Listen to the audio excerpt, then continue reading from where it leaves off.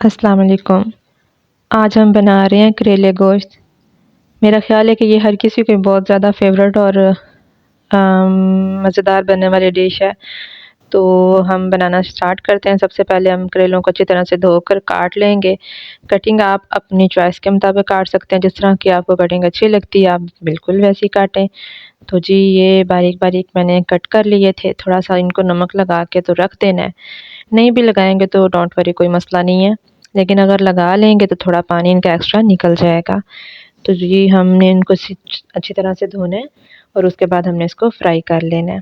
Fry करके करेले अच्छे से हम निकाल लेंगे, बहुत ज़्यादा जलाने नहीं हैं।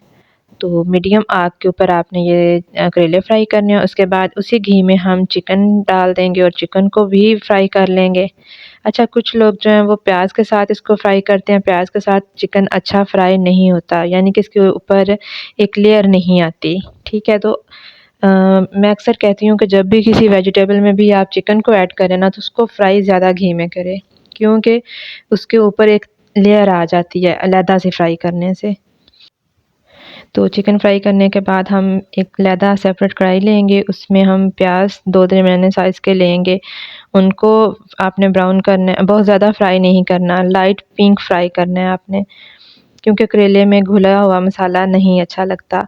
खड़ा मसाला करेले गोश्त में अगर बना हो तो वो ज़्यादा अच्छा लगता है। आपने इसी तरह से मोटे-मोटे प्याज कट करने हैं और इसको लाइट सा फ्राई कर लेना है। उसके बाद आपने इसमें तकरीबन 4 दरमियाने साइज़ के आपने टमाटर ले लेने हैं। वो कट करके वो आपने ऐड करने हैं। टमाटर दूसरे सारे मसाले से पहले डालने से आपकी जो खाने का रंग है वो एक अच्छा और दिलकश बनता है। ये आप एक ट्रिक याद रखें।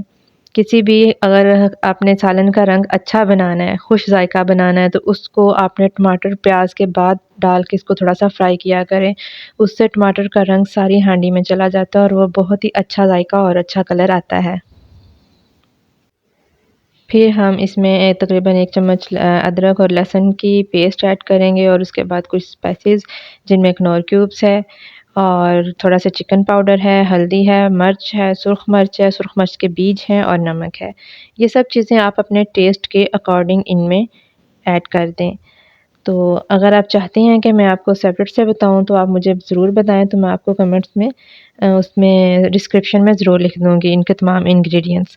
तो जी ये सारे मसाले हमने डाल कर थोड़े से भूनने हैं, उसके बाद हमने चिकन को ऐड करना है और अच्छी तरह से हमने चिकन को मिक्स करना है, मसाले के अंदर भूनना है अच्छी तरह से, तकरीबन 5 से 7 मिनट तक भूनेंगे। उसके बाद हमने इसको 1 गिलास पानी लगा के ढकना दे देना है तकरीबन 10 मिनट के लिए।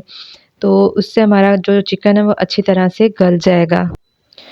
उसके बाद हम इसको अच्छी तरह से भूनेंगे, जब पानी की नमी ख़त्म हो जाएगी तो फिर हम चिकन में करेले डाल देंगे जो हमने पहले से फ्राई करके रखे हुए हैं। करेले डालकर फिर हम इसे तकरीबन 8 से 10 मिनट भूनेंगे। अच्छी तरह से इसको भूनेंगे और अगर आप चाहें तो 1 से 2 मिनट का ढकना भी लगा सकते हैं। इस तरह थोड़ा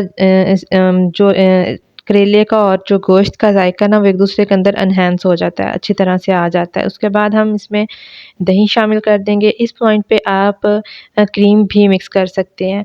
करेले में दही या क्रीम ज़रूर इस्तेमाल किया करें। अगर आप सबसे एक अलहदा टेस्ट अपनी चाहते हैं ना कि हमारा करेले गोश्त में एक सबसे मुख्तलिफ ज़ायक़ा आए, तो आप करेले में क्रीम या दही ज़रूर इस्तेमाल, और आप 2 चीज़ें मिक्स भी कर सकते हैं इस्तेमाल। तो मेरे दही और क्रीम को मैंने मिक्स किया है और ये 1 कटोरी भरकर मैंने करेले के अंदर डाल दी है।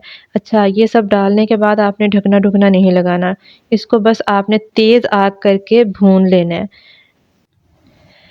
ये देखें, मैं आपको करीब से दिखा रही हूँ, कितना अच्छा बनकर हमारा सालन ये रेडी हुआ है और अब मैं आपको डिश आउट करके दिखाती हूँ। बहुत ही मज़े का और बिल्कुल भी ये इस तरीके से अगर आप ये बनाएँगे तो सालन कड़वा नहीं बनेगा। तो जी हमारे करेले गोश्त बिल्कुल रेडी हैं। अगर आप भी बनाते हैं और आपका भी बिल्कुल ऐसे ही बनता है और टेस्ट भी बहुत लाजवाब रहता है, तो आपने मुझे मेरे चैनल को सब्सक्राइब ज़रूर करना है और मुझे ज़रूर आकर बताना है कमेंट्स में कि आपका करेले गोश्त कैसे बना। नेक्स्ट वीडियोज़ के लिए अल्लाह हाफ़िज़।